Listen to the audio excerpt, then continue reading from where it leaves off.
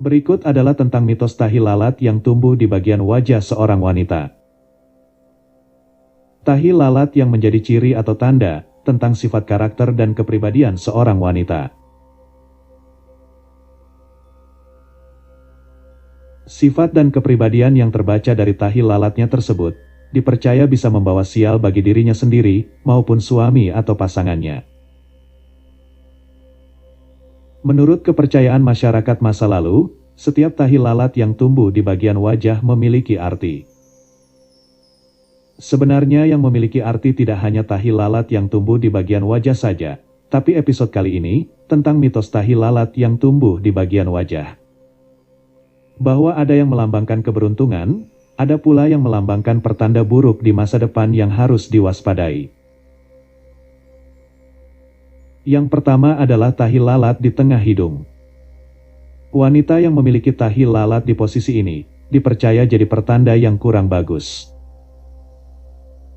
Tahi lalat yang tumbuh di bagian batang hidung seperti ini. Konon katanya akan selalu kesulitan mencari rezeki, kondisi keuangannya sering sulit, dan apabila memiliki pasangan atau suami akan bernasib sama, yaitu kesulitan dalam hal keuangan. Dalam hidupnya sangat berani meminjam uang atau berutang, tanpa memikirkan kesanggupan menyicil, atau membayar hutangnya tersebut. Wanita dengan tahi lalat di tengah batang hidung, konon katanya tidak bisa menabung, apabila banyak uang, akan gemar menghamburkannya. Wanita dengan tahi lalat di tengah batang hidung, dipercaya sebagai tipe orang yang gemar bermain judi, gemar pada kuis berhadiah. Yang lebih parahnya lagi, orang dengan tahi lalat di sini, cenderung pintar menggoda lawan jenis, tipe seseorang yang tidak setia pada pasangannya. Yang kedua adalah tahi lalat yang tumbuh, tepat di ujung hidung. Konon katanya, tahi lalat yang tumbuh di ujung hidung seorang wanita, menjadi ciri pembawa sial pada pasangannya, membawa masalah yang datang silih berganti, dalam kehidupan rumah tangganya. Sebab letak tahi lalat ini menunjukkan seseorang punya masalah kepuasan, mudah berpaling mencari idaman lain. Yang ketiga adalah tahi lalat di pinggir hidung sebelah kiri. Wanita yang memiliki tahi lalat di pinggir hidung sebelah kiri, konon katanya posisi tahi lalat ini, pertanda sebagai tipe orang gampang menyerah, mudah putus asa, dan kurang daya juang. Dia juga bisa mempengaruhi teman, atau keluarganya untuk mudah menyerah dan putus asa. Yang keempat adalah tahi lalat di bibir sebelah kanan.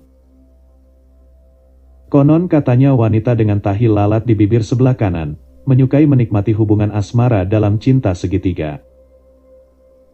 Terkadang merasa bersalah, dan mengakibatkan stres memikirkannya, akan tetapi setelah rasa bersalah dan stresnya hilang, akan mengulangi kembali kesalahan yang sama, begitu seterusnya.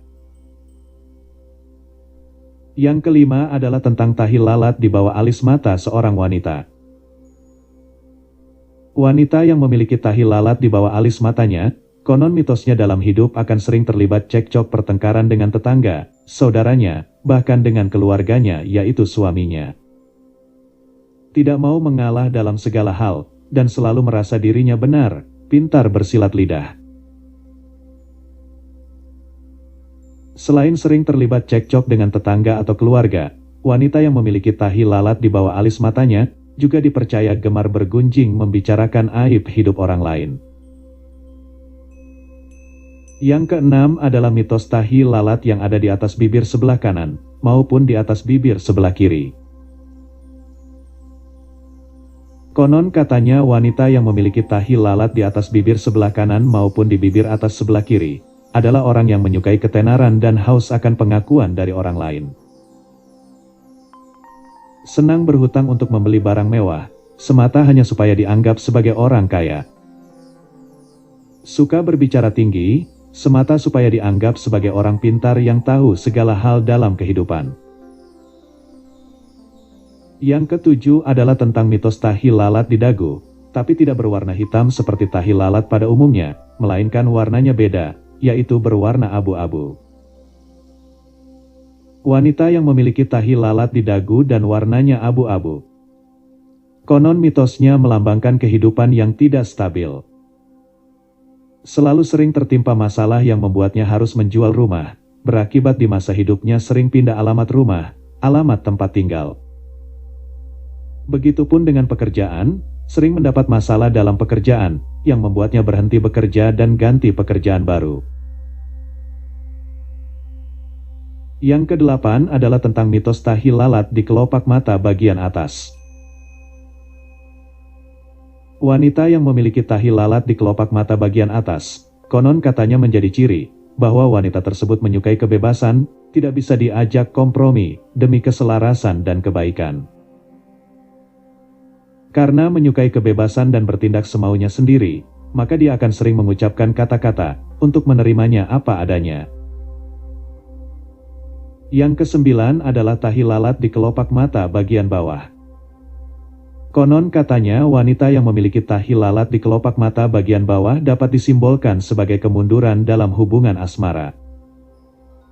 Rasa sayangnya pada seseorang mudah memudar, akan sering ganti pendamping dalam hidupnya.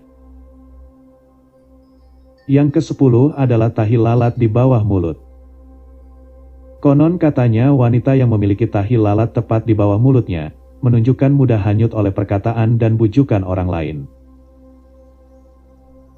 Yang ke-11 adalah mitos tahi lalat di bagian pipi sebelah kiri.